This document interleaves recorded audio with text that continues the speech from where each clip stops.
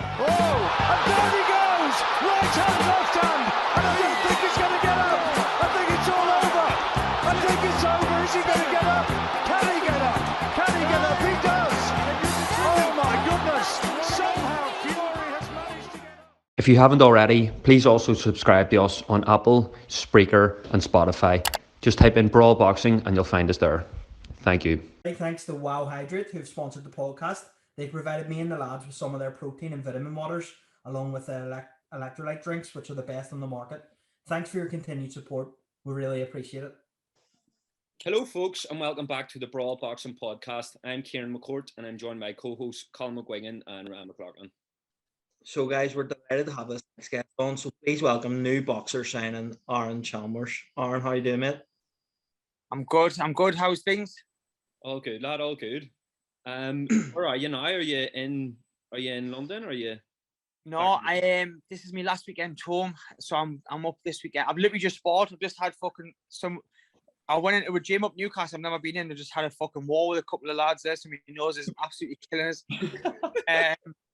So I'm home for this weekend, and I'm down for a few weeks, obviously until after Mick Conlan's fight. So yeah, mate, just getting battered and bruised. Does Adam know about that? You're just going to Adam set it up. Adam set it up, and then you messaged saying, "How was the spawn?" I was thinking, "Fucking, how was the spawn?" My nose is absolutely massive. Right? Few Middlesbrough fans? No, I mean Newcastle fans. But I've tried to batter us. Tried to absolutely batter us.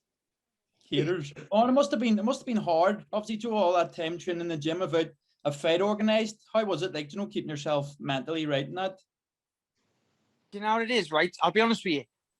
Like, there's many a times I could tell you, I was just thinking, I'm just going to walk away. And I was setting a date. I was like, right, if nothing comes by this date, I'm going to leave. But then I also had something in the back of my mind thinking, I know if it comes off that it's going to pay off. And I knew it would.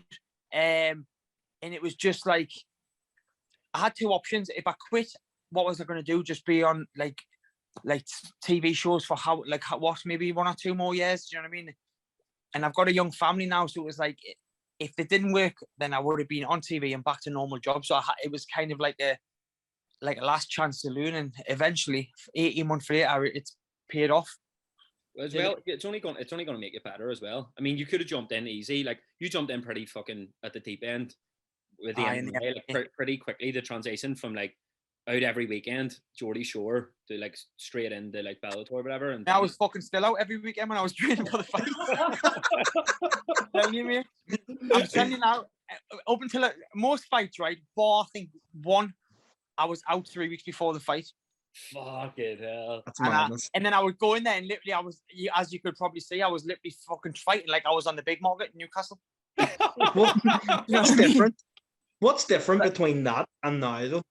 Like what's changed? Is it like the Adam Booth setup? A couple of things. Like back in the MMA, I didn't have a care in the world. I didn't have anyone to look after. I just had myself. I didn't have a missus. I didn't have children.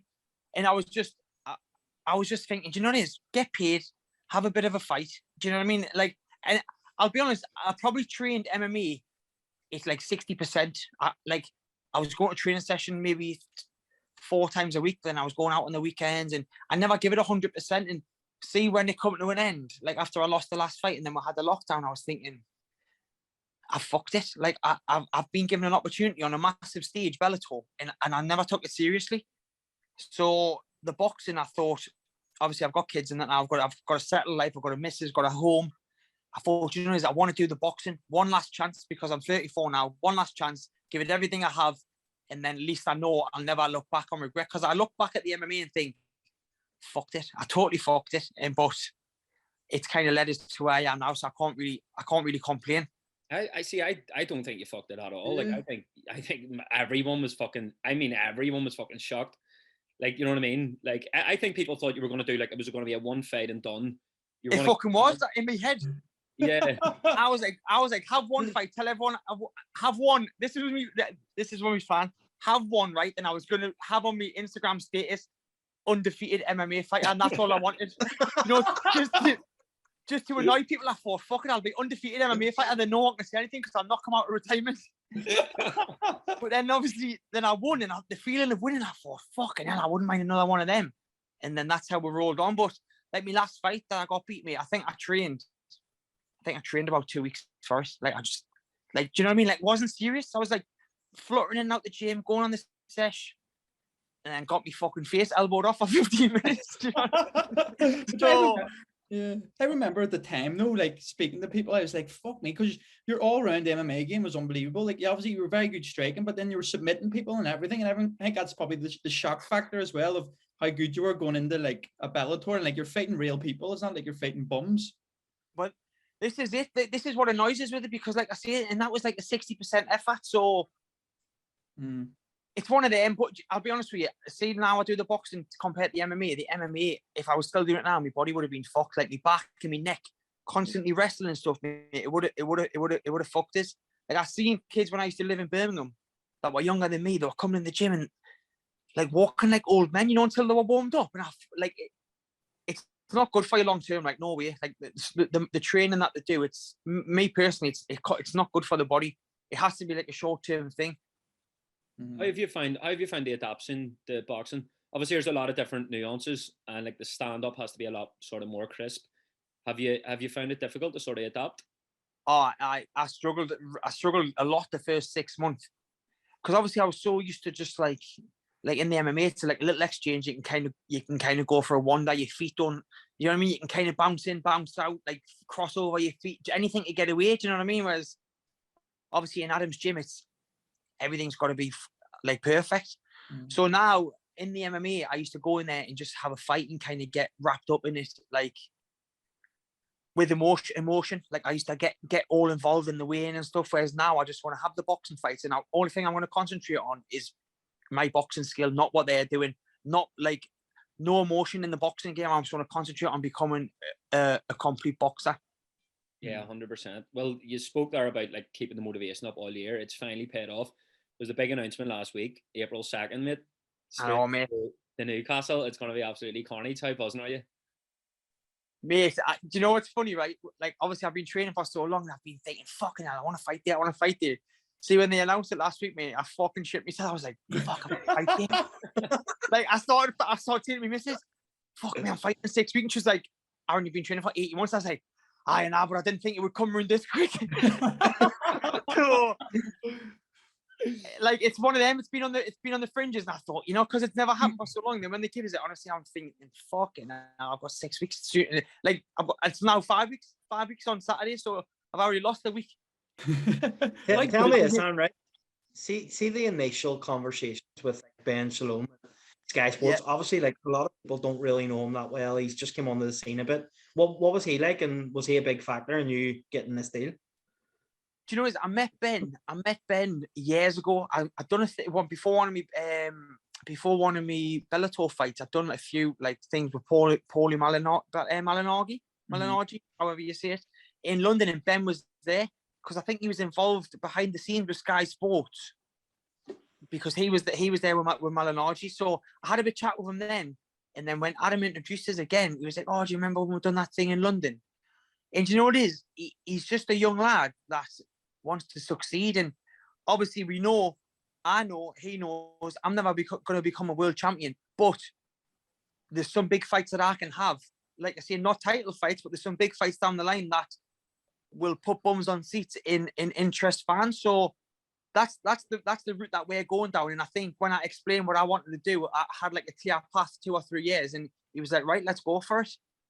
How helpful is it? Like, obviously you're fighting in 5 weeks' time, like you said. Mick's fighting, Kurt's fighting, Liam Williams was fighting, like so many people in your gym. Does that help you, Joe, for the motivation? And obviously everybody who maybe are going to have days where they probably don't feel quite at it. Like Mick's probably been up late playing Call of Duty, screaming when I've slapped him about. I know he's been tired in the morning. How does that feel, Joe? Just G each other up? You know, it is obviously some days, as you know, like when you're training, some days you just don't feel 100%. But when you live with Kurt and Mick, and days that I'm not feeling up to it, they're like, "How well, let's just go and get the gym." Whereas if you're living by yourself, it's hard to kind of keep that motivation until you get to train or you get to the gym and you've got to. But it is a massive help. And I think everyone constantly fighting around you. You know that everyone's in hard training. No one's just like taking over. Everyone's someone's fighting in March, someone's fighting in April, someone's fighting in May. So you know there's continuous people working hard. So if Mick goes after his fight, he goes away, I know that Kurt's back because he's fighting soon after. So it is good. It is good because, like I said, there's times in the MMA where when I used to live at home, it would get at 7 o'clock at night and be like the second training session. I would just think, fuck that. Like I just wouldn't go. Had a fight in 3 weeks, I'd be like, fuck that, I'm not going. And I'd end up eating fucking Chinese. But I remember you saying at the very start, Aaron, like you said, Mick tried to break you down when you first went to the gym. Like it's almost like he didn't have the respect at the beginning. Do you feel like that's helped you to get to this stage? Do you know what it is? 100% living with Mick has got us to where I am, because his mentality is the strongest. Like, it's unbreakable. Like, I've seen the kid doing hills, right, on 15 speed, 15 incline, lying on the floor, on the deathbed, right? And then all of a sudden, the minute's up, and he's just fucking hopped off the floor, and jumped straight back on the treadmill for another round. I'm thinking, fucking hell. Like, 1 minute he was dying on the floor, the next he's on the treadmill. So I'm like trying to rub, like, that's rubbing off on us a bit. Like, Mick just won't let you give up. Do you know what I mean? He will not let us give up. And I think that's starting to pay off now. And I think Mick respects that. The life that I've come from, that I'm still here 18 months later without having a fight, is showing him that we're not just here for the one-off fucking payday. Do you know what I mean? Yeah. And I get on well with Mick. Apart from the other week, he was on Call of Duty, right? Bearing in mind I can fucking hear him. I stay in the living room. Someone must have been shooting him from Newcastle, and he's going, you all backwards cunts from Newcastle. come walk in the living room. He's like, you all right? I was like, aye. I'm sitting here backwards cunts. And he's bursting laughing. I was like, I can fucking hear you now. So his mouth gets him into trouble. His mouth gets him into trouble sometimes. we have talked about that before. On this podcast, like his Twitch should be pay-per-view. Like, in fact, from a PR point of view, he should probably come off Twitch, because he does forget sometimes, like, the camera's on him, but it just makes for like fantastic listening. But see, I'm probably on with him near enough every day, and anyone that kills him, he's like, "You're fucking as a tramp." I love watching him because it's her that bops about, doesn't it, on the screen? Do you ever see, like, and he like shakes his head loads like this at the screen? Yeah, he does that. It's like a habit for him now. Here, speaking of that, Aaron, we have a lot of boxers we spoke to before, like Frampton and stuff, was saying to us recently that he misses the camaraderie of boxing. He doesn't miss the fighting, really. He doesn't miss the training necessarily, but the camaraderie. The way you're talking there about the crack with the boys, is that something that maybe you never foreseen about when you took on the sort of the boxing sport? You probably get all these goals, but did you foresee the sort of camaraderie you would have with them sort of mates? Nah. Do you know, it's like I only met Mick when I first come to the gym, and literally I'm with him. I've probably spent more time with Mick, and then he spends with his missus and kids, and I spend with my missus and kids. So it's a good relationship, and I feel like you have to have the crack, otherwise you'd start becoming. It would be a lonely place. Do you know, if it was just training, home, no crack, no laugh. Do you know what I mean? Yeah, I feel like you have to have that laugh to keep going on, because there is times where you just think, fuck me, I'm away from the kids for 3 weeks, and whereas when you're away and you're having a bit of a laugh, it makes things a fucking hell of a lot easier. But when I first got to the gym, and the first week Mick was trying to break us, I was thinking, this fucking cunt's like a sergeant. Like, he just doesn't, there's no cracking with him. He just wants to break people. Then after I passed the test, then he was all right with us. Just wait until you're all making weight. There'll be more fucking drama in the Geordie Shore house. At each other's neck. You know, I'm not that miserable making weight. Like, I look back in the MMA, and I'm not that miserable. Like, even like I try and keep a smile on my face, but I know it's fucking hard. Like, it is hard. It's my worst nightmare. Especially, do you know, on fight week, right? I have this habit of following fucking all these cooking and cake pages on Instagram, and I just send me missus cake after cake, and cake and cheesecake, and she's like, "I'm really fucking stop." I'm like, "Oh, I can't wait to have this. Probably have this." We'll send her about 100 cheesecakes, right? And she gets us a cheesecake after the fight. I'm like, "Fuck the cheesecake. Where's the pint?" You know what I mean? The all week I send cheesecake, I don't even end up having it. So many boxers say that. Like Tyrone and stuff would say that they follow like they follow food pages and like they want. It's almost like you're torturing yourself, but like you're getting some weird enjoyment out of it. Like, listen to this. This is how thick I was on my first MMA fight. So obviously I'd never weight cut before. I'd never done it. I didn't have a clue. So I was just following fucking things off Google, right? And what lads are telling us in the gym. And I had a little mini fridge in my room and I was absolutely starving.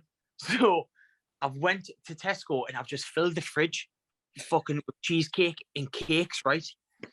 All night. The fridge had a light on and it was before the weigh-in. The fridge had the light on. I could just look at this cheesecake. I was looking at it all night, right? So I thought, you know what it is? Fuck this. So I started eating the cheesecake, right? And I was chewing it and chewing it and chewing it. I was spitting it in the bin. And I was chewing. So I ate half a cheesecake, but I didn't swallow it. So I was thinking, fuck, I haven't eaten any. Mate, I got on the scales in the morning. I was thinking, what the fuck? So I must have been swallowing bits without realizing that I was swallowing bits, because I ended up I thought I had to do 4 kilo and I ended up having to do 6 kilo the morning of the first fucking fight. You also almost have been going fucking insane in the head. Like you think you're like, nah, I'm sweet at making weight, like I don't care about it, and then you're fucking doing shit like that. That was my first one though, because I didn't have a clue. And from then on, because I told the lads after the win, I'm like, right, make sure there's no fridge in your room going forward. But I mean, it was just like, I thought, if you're not swallowing the cheesecake, and obviously you're not swallowing the calories, but clearly I was fucking chewing 2 bites and swallowing fucking 1. So I done things the hard way. You live and you learn. There'll be none of that with fucking Big Adam on your back. Do you know what I mean? No. You know, see now, like I died so much better now. I'll probably be on weight. I'll probably have to do I probably won't even have to do a cut because I'm not on it. But I feel like as you get older, you can't really afford to be doing like 4 or 5 kilo cuts. Do you know what I mean?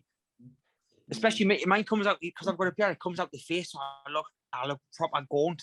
So I want to try and make it as easy as possible. So Aaron, talk to us a bit about the 2nd of April. Obviously there's no opponent yet. You're on a good card in your hometown. What's the kind of trajectory for your career from this point then? Is it a couple of tune-up fights and then we'll see what happens? 100%. Do you know what? I know that we're going to get stick for the first couple of opponents. It'll probably be, as in the call, is a journeyman. Mm-hmm. Journeyman where you get the rounds in. They normally stay in there for the 6 rounds and stuff. So I know that people are going to be, he's fighting him. Obviously, I am not a boxing fight, so it's probably going to be a few tune-ups. Then I have a plan. So probably the 3rd fight will probably be hopefully I think the signing a lad who's quite a big name in the same kind of industry as me. So I would like to fight him. And then I would like to go down the route of, I would like to fight Tommy Fury down the line. The lad that Tommy Fury last fought has been chasing to fight me since Bellator. He was a wrestler in Bellator. Messages yesterday saying, when are we fighting? I was like, just fucking stay ready this year, mate, because I'm going to put... What's his name? It's Anthony Taylor. Yeah, he fought him in America. Do you know what it is? He's all right, right? He just messaged him when I was fighting. But he's been calling us out since Bellator. So that's someone I would like to send him a video right now. Send him a video right now saying you're getting. I message him all the time saying, "Fucking, we are gonna fight." He's just like, "Yeah, I'll fight you on April the 2nd." I was like, "No, I'll fight you when I tell you that we'll fight. I'm the boss." But you know, the thing is, because obviously, if I fight him, then that kind of sets up the Tommy Fury fight, because Tommy fought him over 4 rounds. So yeah, I have a plan in my head. If it works how I would like it to work, 2 years, mate, I'm in and out. Then I'm laying on a beach. I'm laying on a beach with me pina coladas. And that's the dream. Are you allowed to say anything about the fellow who might be signing in a similar industry? Does his name begin with J or no? Yes, I knew that. Okay. JF possibly. Yes, you know who I'm talking about. Lads, I'm missing a point here. I have no idea. We'll tell you after. I'll send you a message after. Right. No, but you see with that Sky would be Sports, a good fight. I know, to be fair, but you see with Sky Sports last weekend, like boxers obviously only new, but like it's fucking, you see with the card and that, like the American, Kell Brook, like the whole, even the entrances and all, it was unbelievable, Joe, just having that Sky Sports boxing back. And like you're going into that industry now, like you could lure anybody, like you said, Tommy Fury, you got Jake Paul down the lane, whatever. But like, have you got anything lined up entrance wise for your first ring walk? As in music wise? Yeah. I'm chopping and changing between 3 or 4 at the minute. The last time I fought Newcastle, I went for like the whole, like the Newcastle like United like football chance. Mm-hmm. Started with that, but I feel like it's been done quite a lot. Like people have walked out with a black and white top on and stuff. So I want to just try and be different. Yeah. But I don't know. It's a hard one because obviously it's the first one, and yeah, I wouldn't like to see it at the minute because your guess is as good as mine. But I'm not going for the Newcastle top. I'm just going to go for I'm not going to go for the whole flashy fucking mad shorts and fucking with big tassels and everything on. Fuck that. just on that Newcastle thing, is it like your dream? Obviously, we're talking down the line here, right? Yeah. But headline St James's Park against Tommy Fury, I think that would be unbelievable. Like imagine the scenes in Newcastle that night.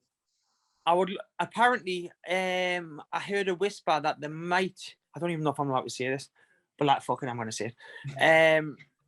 There might be trying to get St James's Park for June to have the showdown of Savannah Marshall, Clarissa Shields. Obviously, June's the only month you can use because there's no football on. Mm-hmm. So that would be a good start. And like I see, St James's Park is somewhere I had a season ticket for years when I was younger. So to walk out there, even going to a match, right, when they walk out the tunnel with the music, still gives us goosebumps. So to walk out in box there that would be a dream come true, 100%. And do you know that, like, I'm not calling Tommy out as in because I don't know the kid, but it's a fight that interests us because of we're both from similar backgrounds and well, we've both been on TV basically. But I think it's a fight that is definitely winnable with Adam and people like Mick around us. Do you know what I mean? So it's something that I would love to look at maybe the end of this year. And it is a promoter's dream because it's a fucking instant sellout. Like, it's going to be raucous in Newcastle. Like, you're going to have the whole sort of like influencer culture getting involved and sort of beaming it up, and it would sell out fucking anyway. Do you know what I mean? You know what it is? Like, see boxing now. People are not like us to say this. Obviously, you've got your title fights, you've got your big fights like last week, Kell Brook, Khan. People that fights that people want to see. Like, obviously, they're looking at Billy Joe Saunders, Chris Eubank Jr., rematch of that, like big fights like that. So he's trying to put fights on that everyone wants. And my audience, the Geordie Shore audience and his Love Island audience is just, like you say, a promoter's dream. Why wouldn't it? It's going to put bums on seats, make loads of money. I would imagine it would do pretty good TV views. If you look at the following, we've probably got about 6 or 7 million between us. So fucking why not? Why not? Thing is as well. See, even that JF fans. Sorry, go ahead, bro. I was just gonna say, like, Newcastle fans, like, you see the way they get behind, even the likes of Lewis Ritson, etc. And no harm to him, like, but you're obviously a much bigger name. Like, even that there added on to it, it's just gonna it sell stadium. The buzz in Newcastle at the minute with the whole takeover and stuff. Like, it's just, you know what I mean? It's on fire at the minute. Well, this is it. So, like, there hasn't been a buzz around Newcastle since Ashley took over. So I feel like you say, they get behind anyone who's their own, because obviously the team's been so down for so long, with the teams on the up, and there's some good fighters coming out in Newcastle. Like, you've got probably 5 or 10 that are up and coming, like Savannah and people like that, Lewis Ritson, and they just love a drink. So if any chance to go and have a chance to party and get behind the boxing or the football and have a drink, the Geordies love it. So me fighting Tommy Fury at St James's or wherever, they would 100%. It would be fucking rammed. I'm not saying it would sell St James's out, but if they halved it, put a load of Newcastle fans, a load of Newcastle fighters on the card as well, you could probably sell 20, 25, 30,000. I don't know. You don't know because. Yeah, he done What's the same. That? Bellew Goodison, he done the same. He didn't fully sell it out, but like there's still. You just half it, don't you? Just half it. Yes. Yeah, 20,000 fans in the middle of summer would be a dream. I genuinely think you could sell like just mad numbers, because it would just be a crossover event, and it would be a night out. Do you know what I mean? People would just be going. It would be reality TV fans, Geordie Shore fans, Love Island fans. Everyone would want to travel to Newcastle because Newcastle's a cracking night out. You'd probably have football fans in the middle of June. People want to take the kids. Let's just go to the boxing's on. Let's take them to the stadium. So you're probably hitting like 4 or 5 sets of fans as well as the normal boxing fans. So you're right. It would do massive numbers. And I spoke to Ben about it, and he was like, right, obviously, can't really say too much because I haven't had a fucking fight yet, so I'm kind of leaping ahead, but it's always good to have a plan in place and kind of have a bit of direction, do you know what I mean? Because in the MMA, I didn't have any direction. I was like, yeah, let's just have a fight and get paid. And you could have I wanted to show you, this came across this wee photo earlier. This is the Belfast Geordie Shore column. And the real Geordie Shore. So, if you got them walking you, you'd be laughing. What a guy. You can walk a Zeus. Oh, love it. Belfast guys and the Geordie guys. Tell me this.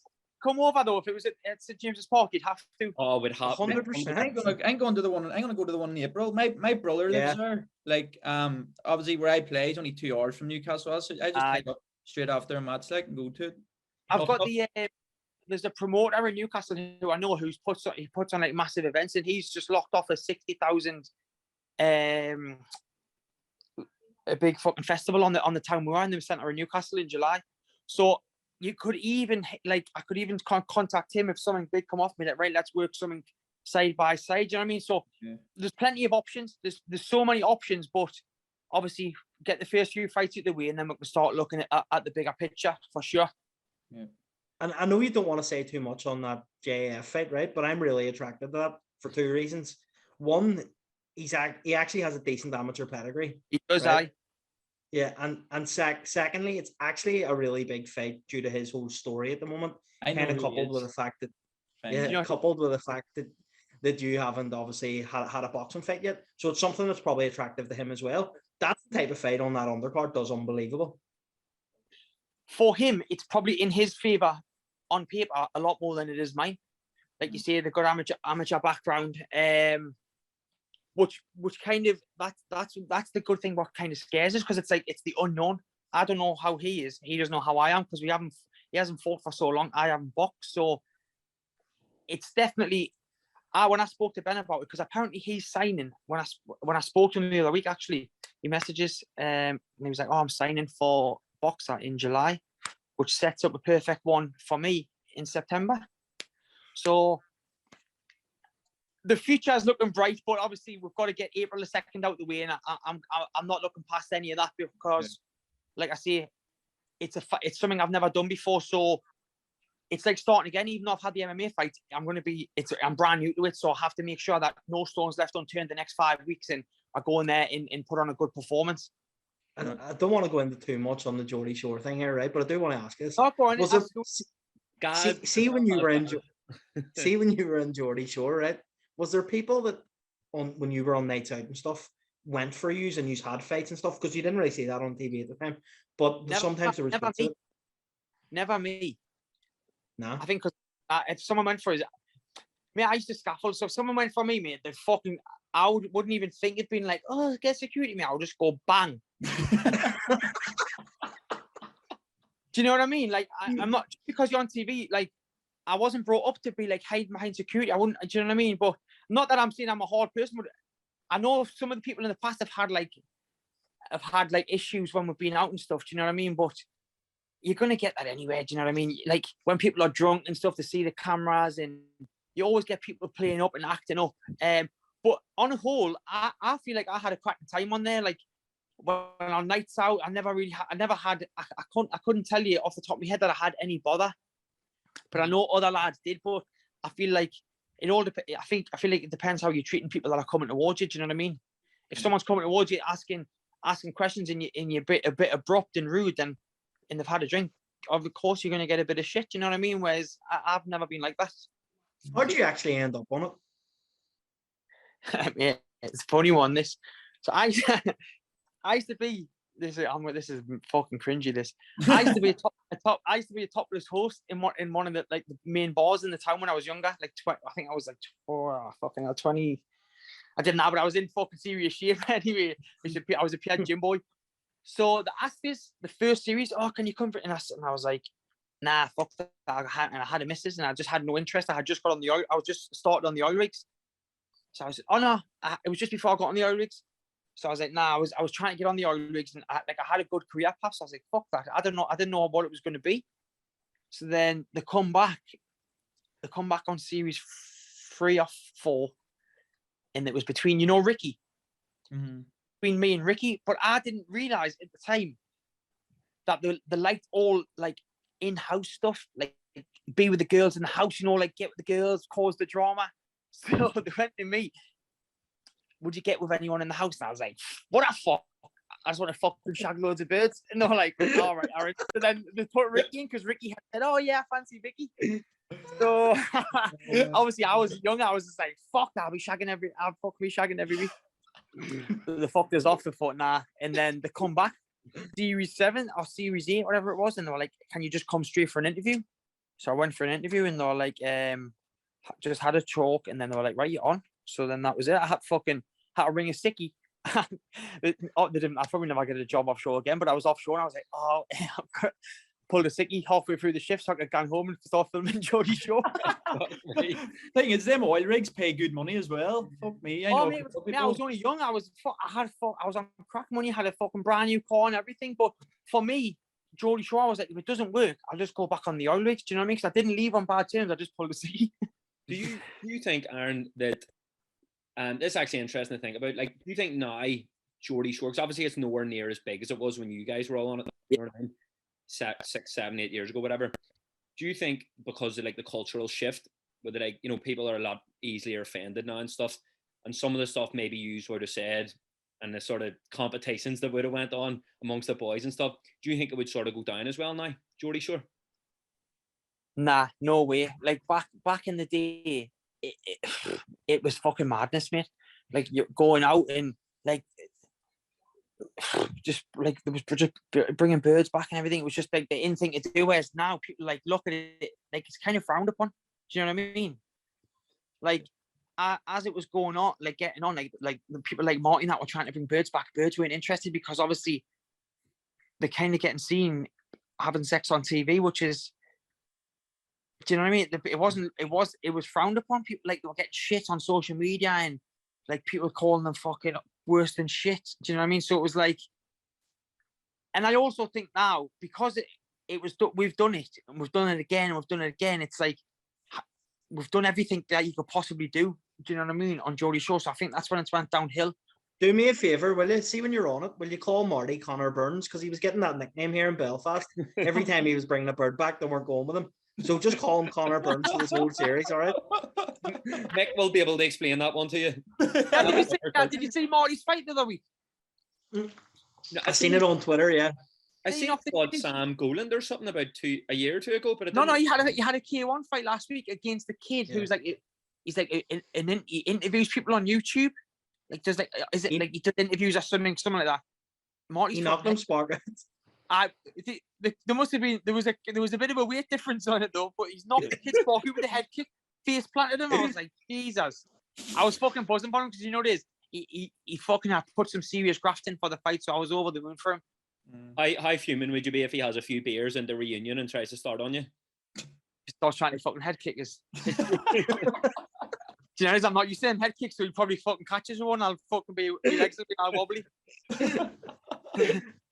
We'll get on back on the boxing talk before we let you go. So Kurt has a massive fight this weekend, his debut up in Glasgow. There's a rumor going around that you might be in his corner for that, holding the spit bucket. Any truth? Not spit bucket, mate. I'll have head coach on the fuck on me back.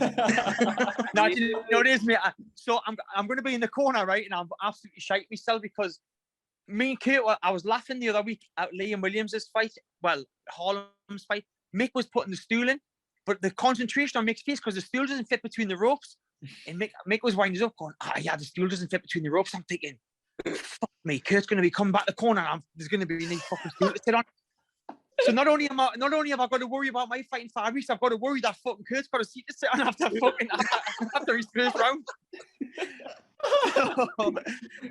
So I kind of set myself up for a failure because I know I'm even now thinking, was if the fucking stool doesn't fit through the fucking ropes? And everyone's like, there's that cunt from Geordie Shore. Can I get the stool? Or else Kurt's gonna look like a cocky bastard just standing between rounds. Well, I said, if the stool doesn't come in, you better not try and sit. Just fucking stand up, make us look like a dick.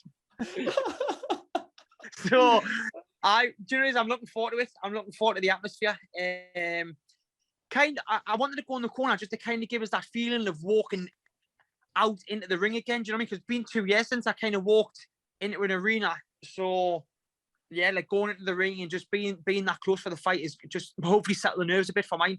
Yeah. And then you've got Mick in a couple of weeks as well. Can you give us an insight into his sort of preparation? Like when you speak to him, like his mentality is like he doesn't mention any other thing happening but him absolutely schooling him. And like that's when you speak to him, that's where he is. And see if you go if, he's like, what? If it's fucking happening. No, I don't say if me. It's always when. Like I think because I watch him every day in training, I just can't. There's no way I can't see any way, shape or form how he's going to get beat. He's absolutely flying, and the fucking cunt can go 12. He's doing 12 rounds with different opponents, and I'm just thinking, fuck me, how's he got that in? I just sparred the knee. I've had my fucking head absolutely battered, and I'm fucked. And he's doing 12 rounds. He's doing 12 rounds 2-3 times a week. So he's just on a different level, and I think he's been the golden boy in Belfast for however many years, and it's always been. It's not been if, it's always been a matter of time of when it's going to happen for him. And this is the first part. This is the first part of the takeover. So I'm just glad that I get to witness and stay with them and be part of the team on fight weeks. You know what I mean? Because it's massive. It's massive for me. And I can tell me kids in years to come, oh, I was in mixed corner when he won the world. In mixed team when he won the world title and stuff. So yeah, there's just a mad buzz around the gym for the fight. Well, and you were getting a bit ahead of yourself there. You were looking to put the stool in for Mick as well. That's one person I wouldn't put the stool in for, because fuck that. He'd fucking bashes if I didn't get it in quick enough. At least with Kurt, I can just be like, just stand up, man. But if it's Mick, fuck that, mate. I remember his last, because obviously I'd never done a fight week with Mick, so it was his last fight, and I didn't realize how to take him when he was weight cutting. So I was standing on the treadmill, and he's went, oh, let us on there to start his weight cut. So I said something like, how Mick, let's go. And he just went, obviously miserable, starving. Shut the fuck up. I kind of like giggled under my breath. I thought, fucking, if he sees me laughing, he's gonna smash me fucking head in. Obviously, he's fucking dehydrated. He's starving. He's obviously not in the best frame of mind, because he's got to do some more work. And he just went, shut the fuck up. Him laughing about it now. We'll laugh about it now, but see when his next weight cut is, I am not saying a fucking word. Fuck that. Well, Aaron, it was a pleasure to get you on again. April 2nd's approaching, but we'll hopefully see you the weekend of Mick's fight anyway. I will. Will I see you at my fight? Yeah. Of course. April 2nd, we're there.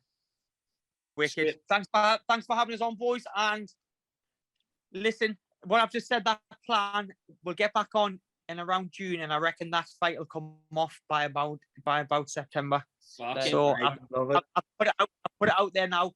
Thanks a million for coming on. We appreciate it. No worries. Cheers, lads. Legend. Thanks a million. Yeah, bye-bye. Bye. White girl problem, met her back in autumn. Every gift I try to get her, she already got them. Messing with the